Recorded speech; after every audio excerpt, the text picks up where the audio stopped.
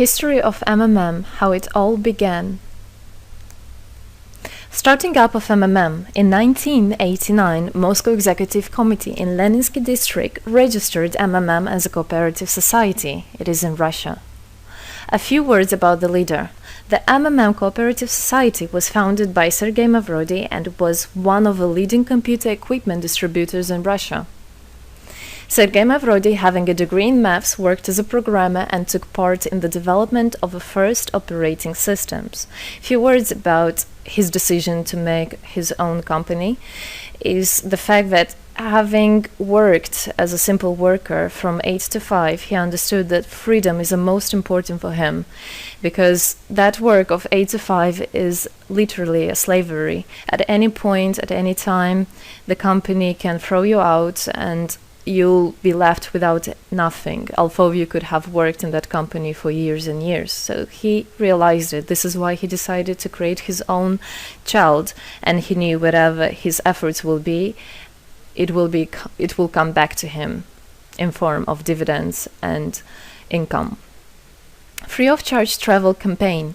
In 1992, the brand became universally recognizable after Mavrodi offered several times to all the residents of Moscow a day of free of charge travel in metro, Moscow subway. Pretty smart. Birthday of MMM. On October 20, 1992, the joint stock company MMM was registered. In fact, it is a birthday of MMM in the traditional form in which people got used to consider it. The shares of MMM on sale. February 1st, 1994, the shares of MMM went on sale, and people immediately began to buy them. Moreover, the company willingly bought them back on a new, higher rate, which grew very fast at about 100% per month. The company's principle today is always more expensive than yesterday worked perfectly. Few words about that. Why did he do that? As you might know, in 1991, the Soviet Union fell. So if until at the time of the Soviet Union, everything that there was in the country, like properties, different companies or whatever that was bringing some goods, was national. So any person of the country was entitled to have a share of that production, of that company. Everybody was equal. But when the Soviet Union fell, what it meant is that all the companies, all the properties had to be privatized. So you can imagine there is a company, a huge company. People worked there for years and years. And at one moment, there comes a person and says, all that is mine. Yes, this was the case. And obviously that information, that laws about the fact that it was possible to privatize was kept only for a small group of people for obvious reasons. So a simple worker who worked in that company for years and years or all his life didn't know he can actually come and say by law that that is his. So what genius idea Sergei Mavrodi had is to sell these shares to gather the money of the people, and with this money to buy those companies. So basically, if a person has an MMM share, he would have had an exact share from the company that Sergei Mavrodi bought. For example, a company from oil and gas or something else. Obviously, he knew perfectly which companies are worth it and which companies were not. There was quite a battle there. So as you can see, his idea was great, but let's see what happens.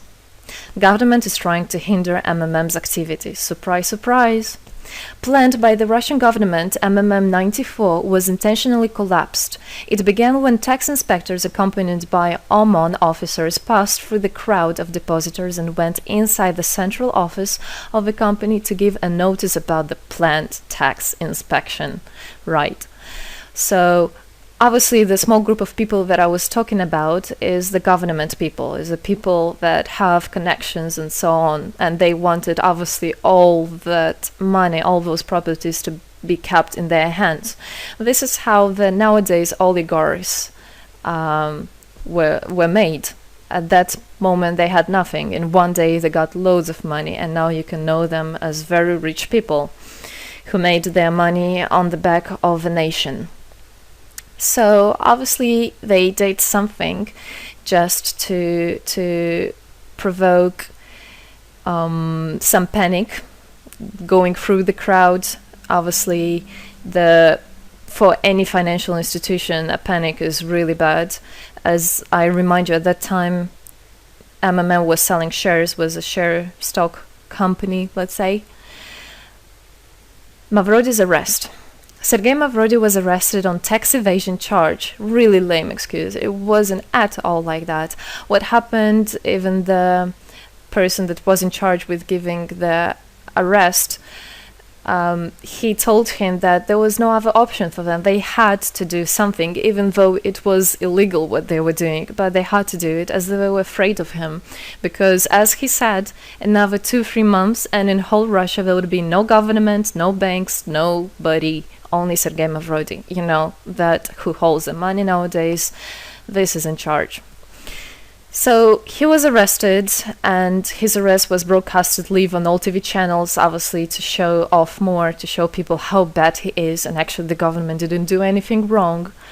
On the same day, there was a storm of the central office of MMM. The company was prescribed to recover 49.9 billion rubles to the budget. Huge money.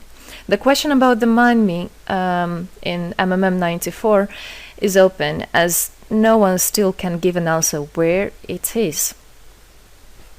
The authorities simply turned a blind eye to it, although hundreds of eyewitnesses are ready to confirm, even under oath in court, that they saw 17 trucks take out cash through the back door.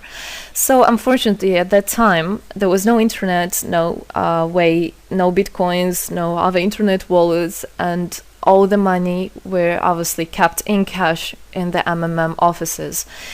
And the government took advantage of it. They just came, took it out, and then they said nothing.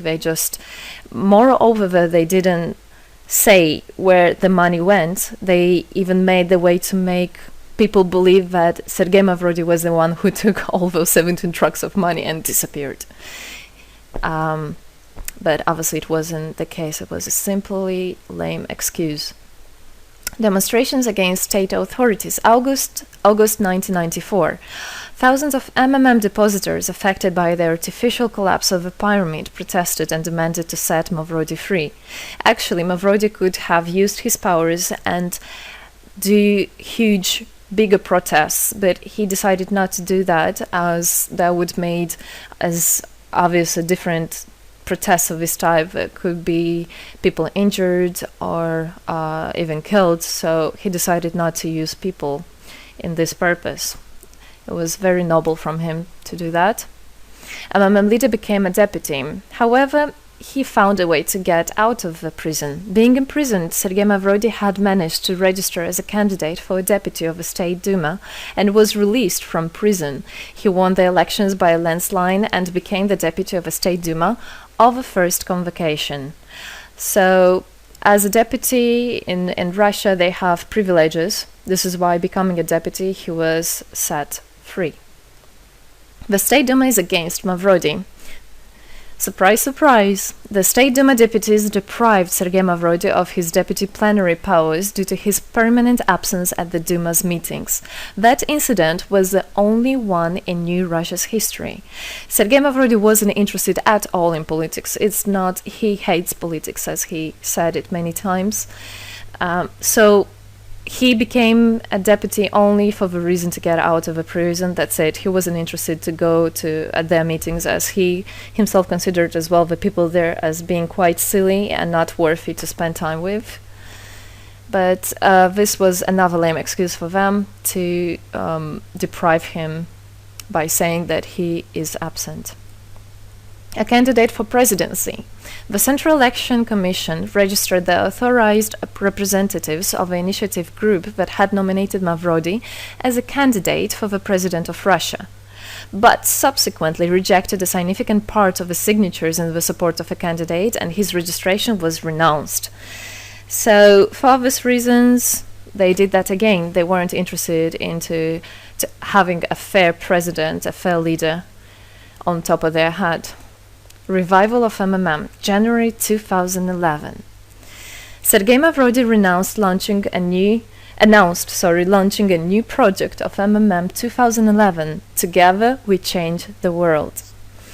Previously, there were simply no analogs of similar systems in the world. The film about MMM, the launch of a project fell in the same time interval with the release of Russian film about MMM Pyramid, the plot of which is based on the eponymous book in which the history of MMM is disclosed by Sergei Mavrodi. So he wrote a book, and there is a movie which I highly recommend you to watch. You can find it online on YouTube. MMM is building a new, fair financial order. June 2012, the activity of MMM made a lot of banks collapse and a huge outflow of funds from deposit accounts happened. The system numbered more than 35 million members at the time.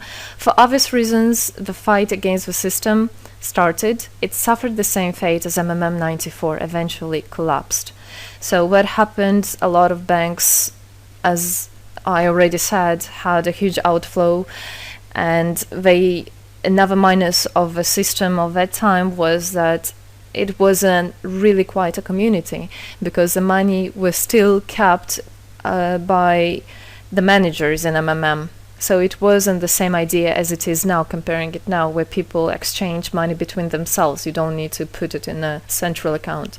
At that time, there were central accounts, and it was again used by the banks. They simply blocked those accounts that they identified as being of MMM and took all the money away, and that's it. There were no other discussion about that. Again, huge loss of money. People lost a lot of money.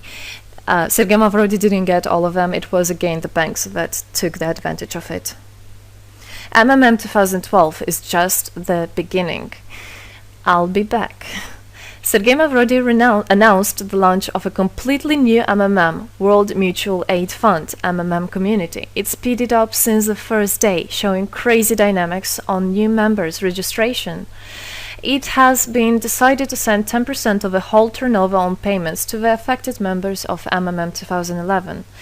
So again, another genius idea. In order not to make central accounts, in order not to gather the money somewhere, now the money are spread directly between participant itself. You can just check in your account online whom you should transfer the money to. So MMM now is connecting all the people between themselves and exchange, so that they can exchange the money and get benefits of it. It's amazing and it's crazy, but it is true. MMM is growing. Some short facts. 2012, MMM started its development in India. It had great, huge developments. 2012-2013, following India, MMM Bangladesh was launched as well. 2013, MMM Indonesia was launched. 2014, MMM Hong Kong. And it's not the end. MMM Global, 2014. MMM Global started up in the spring 2014. It is a voluntary network, a community of millions and millions of people from more than 100 countries worldwide. So there is already MMM settled in Argentina, Brazil, Philippines, Hong Kong, and other, and all the rest of people in the world from all the countries of the world are able to participate as well. So they rebelled against the financial slavery and combined their money for this purpose. So how it is possible? MMM, the Republic of Bitcoin. Bitcoin is another genius idea to set the world free. For MMM Global participants' convenience, there were some 20 ideas on funds transfers implemented. From now on, all the countries where you can buy and sell Bitcoins can be registered in a branch of Free People of the Republic of Bitcoin. Thus, there is no barriers to develop MMM in small countries due to their restrictions on the international bank transfers. Banks. This is not something that we would want to use, as the banks can anytime put restriction on an account or even block an account and take all the money. Yes, the banks can do that. Read better your contract. So, Bitcoins is really genius idea to do that. Join MMM Global, join our community, set the world free. Don't hesitate, don't even think of going back, just go always forward. We are writing the history right here and right now. We are not going to be any more slaves working from 8 to 5, having pennies for that. We want to hold our own money and to get the benefits of it. I don't want a bank to use my money for their own purposes. I want us people, free people, to use our money, to exchange the money when it is needed, and to help each other. This is really a great idea. And join us, write the history here today with us, and together we will indeed change the world.